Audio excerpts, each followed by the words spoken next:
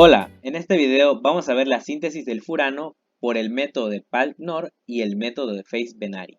Vamos a explicar el mecanismo de reacción que se llevan a cabo en estos dos métodos de síntesis. También vamos a ver algunas de sus propiedades y usos y aplicaciones que tiene el furano. Iniciemos con el video.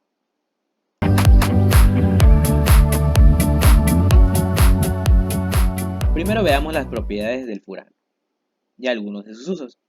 El furano es un líquido incoloro inflamable de olor agradable, cuenta con un punto de ebullición de 31.3 grados Celsius, es poco soluble en agua, es muy estable a temperatura ambiente, es tóxico y puede ser cancerígeno.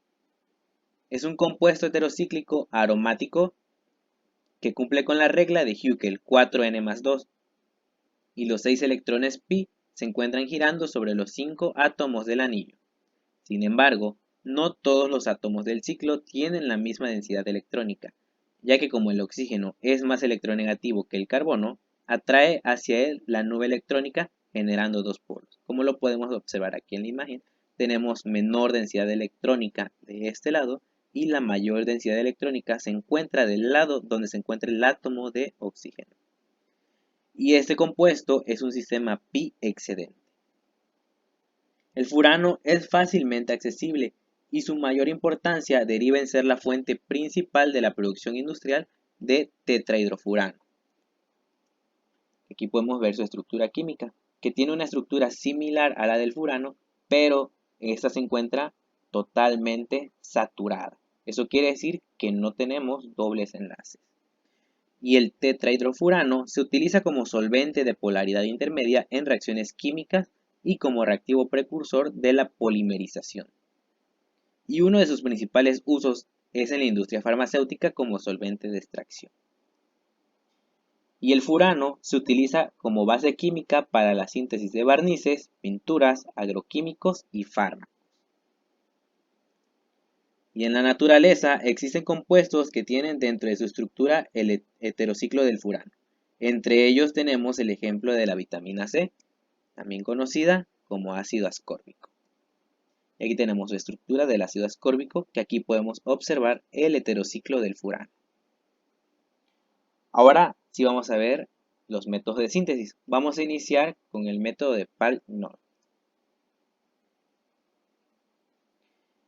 En este método, el furano se obtiene por la ciclación de compuestos 1,4-dicarbonílicos utilizando como catalizador un ácido. Y aquí en la imagen podemos observar la reacción general de este método de síntesis, el método de Palk-Nord, donde vemos aquí un compuesto 1,4-dicarbonílico que va a formar la estructura del furano y se utiliza como catalizador. En este caso tenemos el ejemplo del ácido sulfúrico.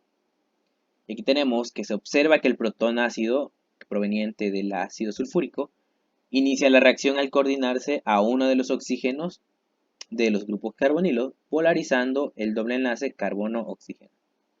Esto propicia el ataque del par de electrones del oxígeno del grupo carbonilo vecino para formar el heterociclo, como lo podemos observar aquí en el segundo paso, y pues se forma un doble enlace carbono-carbono, que tenemos aquí este doble enlace. Y la posterior eliminación de una molécula de agua es termodinámicamente favorable debido que al formarse un segundo doble enlace en el heterociclo, este adquiere estabilidad por el carácter aromático. Aquí vamos a ver la pérdida de agua para formar el otro doble enlace carbono-carbono, el cual le da este carácter aromático. Esta sería la reacción general del método de Palk-Nord. A continuación vamos a explicar el mecanismo de la reacción paso a paso. Aquí tenemos que los grupos unidos a los carbonos del heterociclo, los sustituyentes de 1 a 4, pueden ser hidrógenos o los grupos funcionales que se necesiten. De ahí la importancia de este método en la síntesis orgánica, ya que si se requieren furanos sin sustituyentes, es recomendable utilizar compuestos con aldehídos como grupos carbonilos. En este ejemplo, donde vamos a ver la síntesis del furano, no vamos a necesitar ningún grupo funcional, así que nuestro compuesto 1,4-dicarbonílico será el 1,4-dibutanal. tenemos grupos funcionales como al aldehído. Y va a estar catalizada por ácido. Como vimos anteriormente en el ejemplo, el ácido será el ácido sulfúrico. Y aquí tenemos el primer paso, tenemos el 1,4-dibutanal y vemos esta conformación. Pero como estos carbonos con hibridación sp3 están en constante cambio o movimiento de conformación, es cuando se encuentre en esta conformación nuestro compuesto, es cuando se va a protonar el grupo carbonilo. Como tenemos ácido sulfúrico en el medio, este libera protones y un grupo carbonilo se va a protonar. Va a tomar el oxígeno, va a tomar un protón y se va a formar la siguiente estructura. Aquí tenemos nuestro compuesto 1,4-dicarbonílico, el 1,4-butanal, con el grupo carbonilo protonado. Ahora, como en el medio tenemos hidrógeno sulfato y tenemos un protón en posición alfa, como podemos observar, recordemos que los protones alfa son protones ácidos y una base, como lo es el hidrógeno sulfato, lo puede tomar. Para que estos electrones del enlace hidrógeno-carbono se queden sobre el átomo de carbono. Ahora aquí tenemos la tautomería ceto-enol para formar lo que es un ion enolato. Estos electrones de este enlace se quedan en el átomo de carbono y se van a deslocalizar hacia este carbono para formar un doble enlace carbono-carbono. Y los electrones del doble enlace carbono-oxígeno se deslocalizan hacia el átomo de oxígeno, dejándonos el tautómero enol. Y aquí tenemos el tautómero ceto. Y cuando estemos en el tautómero enol, el oxígeno, como podemos observar aquí, tiene una carga negativa, va a actuar como un nucleófilo que va a atacar a este carbono del grupo carbonilo electrofílico. Y como el oxígeno aquí tiene una carga positiva, pues los electrones del doble enlace carbono-oxígeno se deslocalizan hacia el átomo de oxígeno, formando un grupo hidroxilo.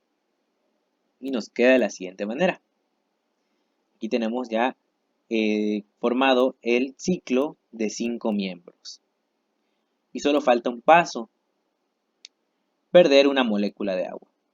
Recordemos que en el medio seguimos teniendo protones y ahora este grupo hidroxilo, el oxígeno, se va a protonar para formar una molécula de agua, el cual es un buen grupo saliente.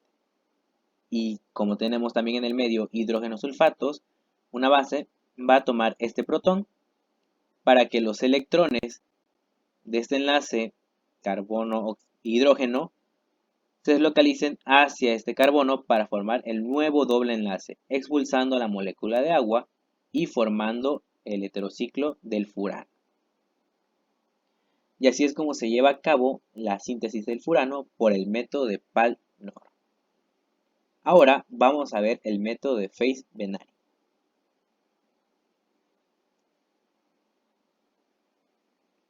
En este método propuesto por Franz Faes y Eric Benary, se hacen reaccionar alfa-alocetonas con compuestos 1,3-dicarbonílicos. Los protones sobre un carbono alfa de un 1,3-dicarbonilos presentan un alto grado de acidez, y esto hace posible que la piridina, una base débil, inicie la reacción al formar el ion enolato. Y una vez que se forme este ion, se adiciona la alfa-alocetona para continuar la reacción. Y aquí tenemos una reacción general de cómo se lleva a cabo el método de Faes-Benary. Tenemos aquí nuestro compuesto 1,3-dicarbonilo, tenemos la piridina, que va a funcionar como una base débil para abstraer este protón ácido. Aquí tenemos formado el ion enolato y se va a adicionar la alfa-alocetona, con la cual vamos a formar el heterociclo del furano.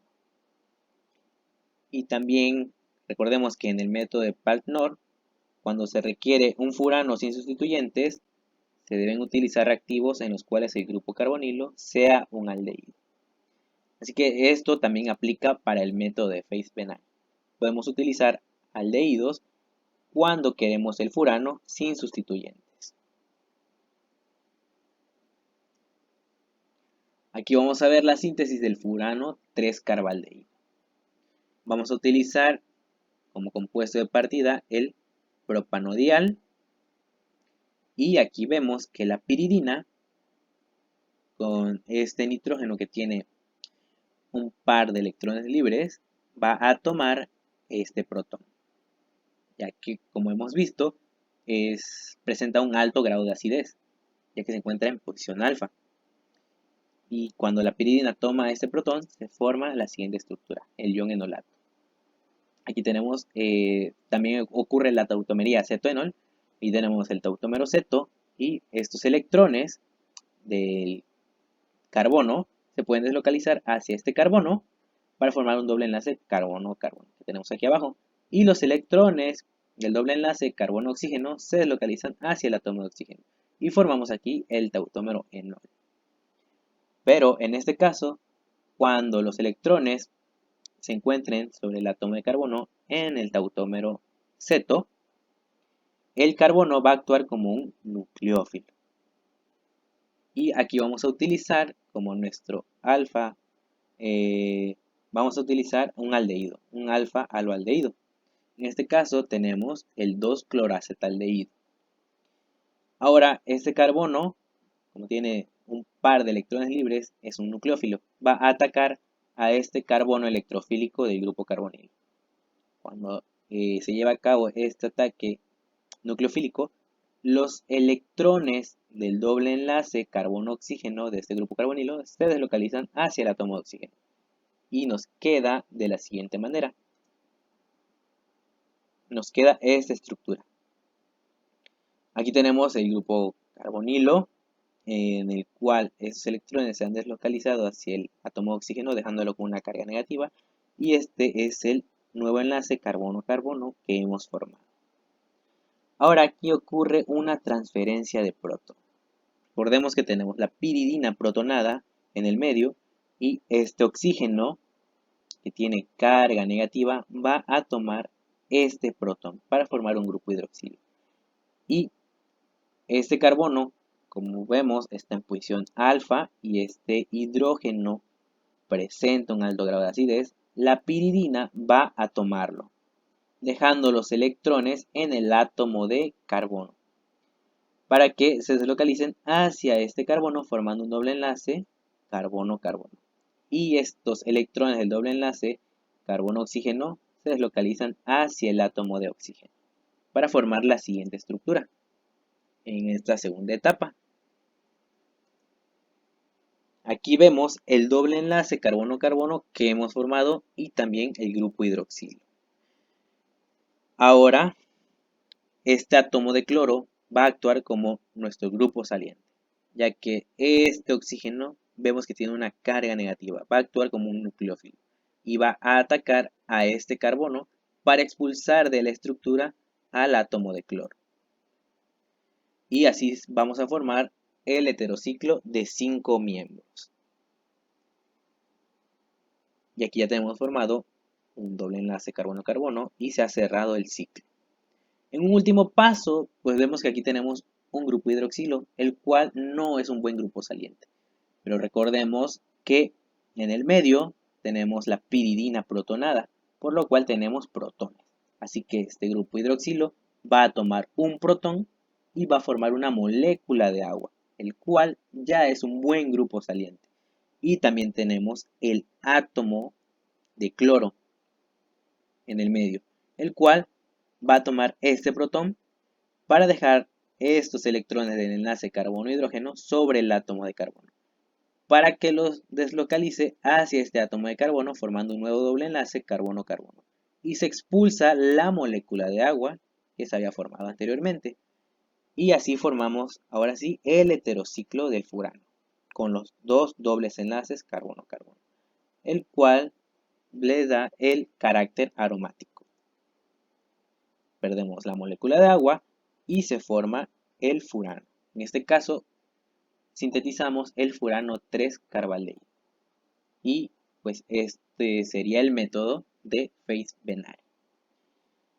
Y bueno, llegamos al final del video. Espero le hayan entendido el mecanismo de reacción. Espero les haya gustado el video.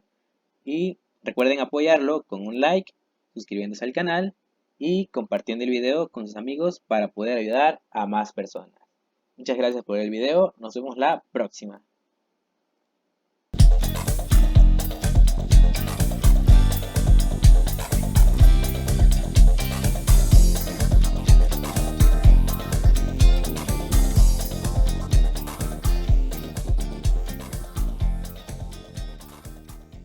Primero vamos a ver las propiedades del furano y algunos de sus usos.